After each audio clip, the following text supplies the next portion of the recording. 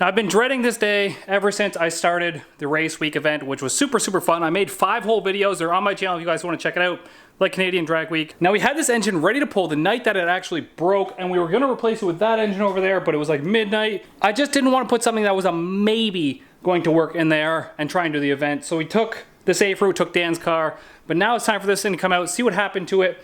I did turn the crank over by hand a little bit and it seemed a little bit weird, so I think something's bound up on the crank. Engine crane's here, gonna pull this thing out myself.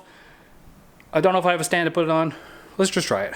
And this video proudly sponsored by our own company, Black Sheep Industries Inc. and True North Turbos. We do sell turbos, wastegates, blow-off valves, V-bands, all that good stuff. And I love to see you guys posting online, like anybody's like, hey, I need a wastegate, I'm trying to upgrade. And you guys are like, Black Sheep, Black Sheep, Black Sheep. We're like, I'm looking for a turbo. And people are like, True North Turbos. I love it. It's awesome to see on the internet.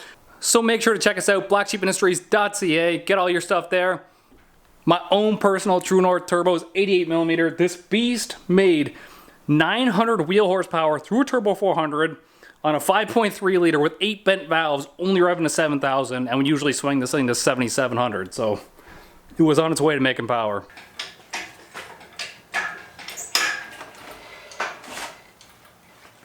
Well, it's on the stand. Nathan came over with his Dom shirt, trader, rotary guy. It's with 3 bolts, awkwardly, because that's the only thing that would work with this stand. So I left the crane on for now. I'll start pulling the headers and shit off it, and probably flip it over and get the pan off, because I suspect that's where most of the damage is. And it's pissing out on the floor, and I have a pan thing over there. Nailed it. So there's no spark plugs in this thing right now. It should turn over fairly easy by hand, and as you can see, the crank is kind of jumping as he's pulling on it, like something's binding up in the crank. And I'm not that weak. Yeah. No, It's quite jumpy and so shuddery. pull the valve covers off, we'll flip it over and see, pull the pan. So we're just going to pull the pan and see if there's any immediate dangers here, I guess. Oh yeah. That's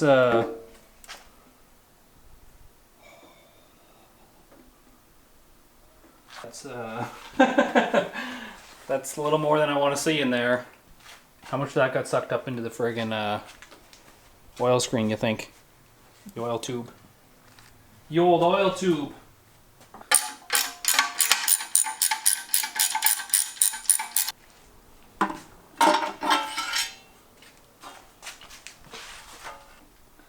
I'm just trying to see anything obvious that's like rubbing.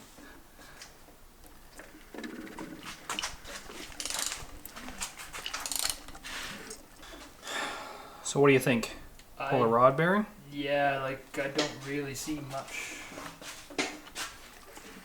that actually looks terrible, if I'm honest. Like, Does that cam journal look fucked up down there maybe? That's one problem. But like, that's not what's causing it to be this sticky. No. So we noticed that the cam is chewed up and the lifter is chewed up on one of these two here. I don't remember which one it is exactly. We're going to pull this head, pull the lifter tray out and see what lifter it is.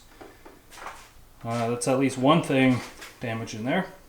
Alright, so what we did find is that this lifter right here, like if you pull this lifter up, it will just slide out like it's supposed to in the bore. This one, you got to pull it up and it's just stuck. It's stuck in that bore. This one also will not pull out. We tried to pull them all out. This one right here and then this one right here, they do not pull out. So the cam must be wiped on this one too. They will push down inwards, but they won't come up outwards. So we'll keep an eye out for that one too when I spin it over. I'll probably pull the ones out that we can pull out so I can spin the engine over, probably pull this head off. So I got the oil pump off here. There didn't look like any debris inside of it. I'm not going to pull it apart right yet. What I want to do really, we got the balancer and shit off, so I want to get this off and the cam out. So I'll pull this and we'll get this top gear off and the chain off and see if we can get the cam out here. That's seized in there solid. Well, that could be your binder. That could be my problem there, yeah. Interesting. So the cam will not move. Wow, that that might be our problem, boys. I don't know if you can actually, because two of the lifters are fucked too, and I don't know if you can like bushing the lifter bores or not. There's no lifters in it elsewhere, so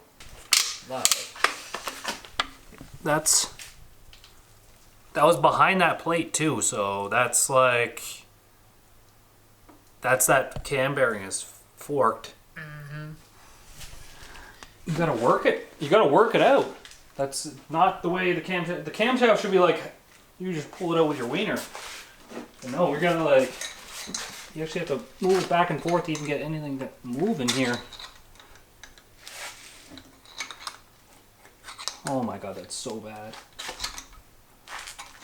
Are we jammed up in that lifter now, I wonder? One of them maybe. I'm gonna roll it the other way so I can see the lifters.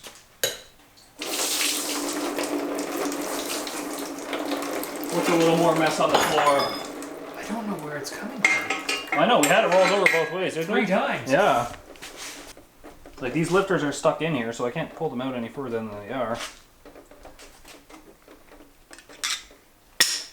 I can't believe this is bound up in here so hard.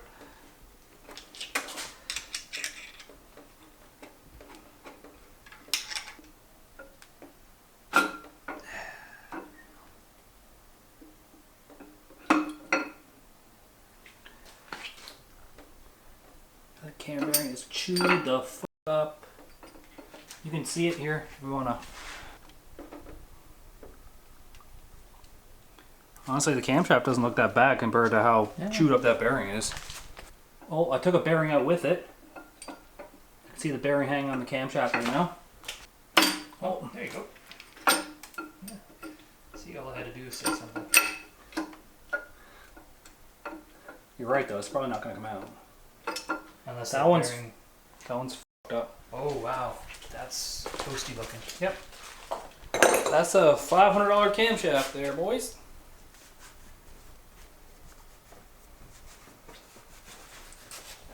Like I said, just trying to document it as it comes out because... So, right behind this bearing, there's another bearing that's just loose right here, trying to work its way out too, which is stuck in there. And that one's cooked. Oh, there's chunks on it. Yeah, that's everything that was in the pan is the cam bearings. So, yeah, you can see it down here too, it's chewed. I don't know if the camera can see down there. Yeah, it's a little dark. Yeah. Anyways, it's all chewed up down there. Yeah, we're just trying to get the friggin' camshaft out, but it's hard to do it when there's a friggin' cam bearing in here floating around everywhere. That got so f***ed, the cam bearing. Yeah, that moving piece right there, that's not supposed to move. No, that was supposed to be in one of the journals there. That's part of the engine. So, how many lobes do we have, I wonder? That one, right there? Yeah, that one's fucked. One. There's one here that's scraped up. There's 2. Either way, one is it. Oh, that bearing's out too. Oh, the third. Oh, really? Yep, this bearing back here is loose as well. Nice. Yeah, so we're never getting this out. So this is where I left it, guys. I did take some of the studs and some of the brackets and shit off it.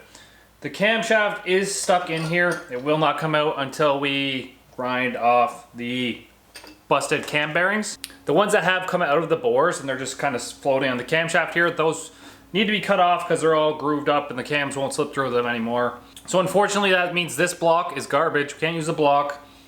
I think we'll be able to salvage the pistons and rods and crank out of it. Maybe. It's a stock crank, who knows. I'm just like, I'm definitely a little bummed out. I could see if I put 30 pounds to this thing and blew it up, then at least there'd be a reason why it blew up.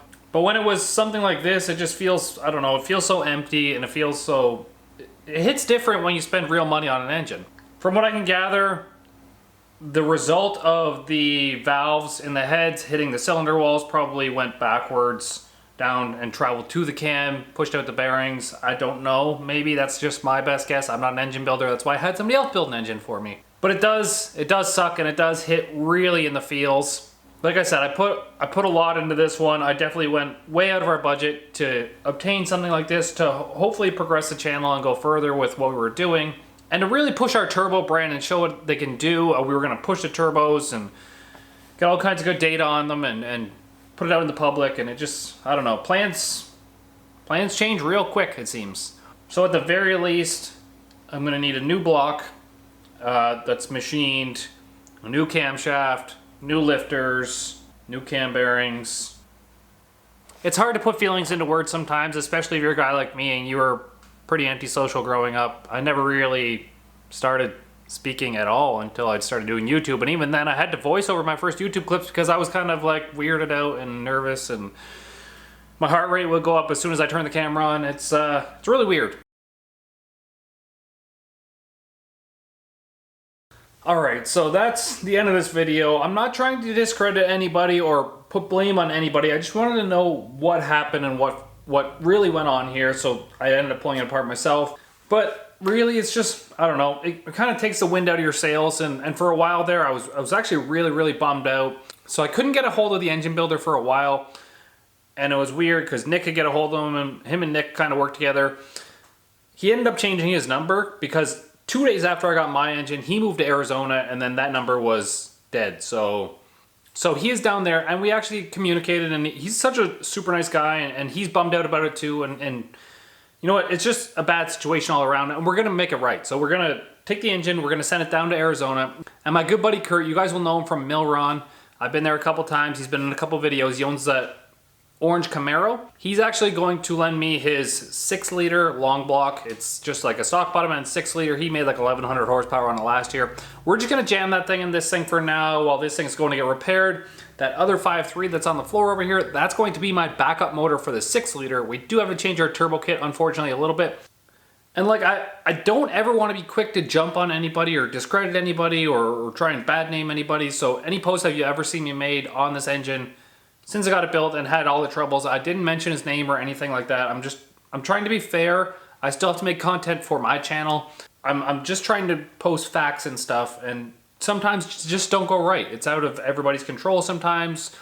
Sometimes one little thing overlooked can mean something else, or if you installed a brand new part and that part was faulty, who knows? Like that happens all the time. So we're gonna get all this long block stuff kind of put back together here.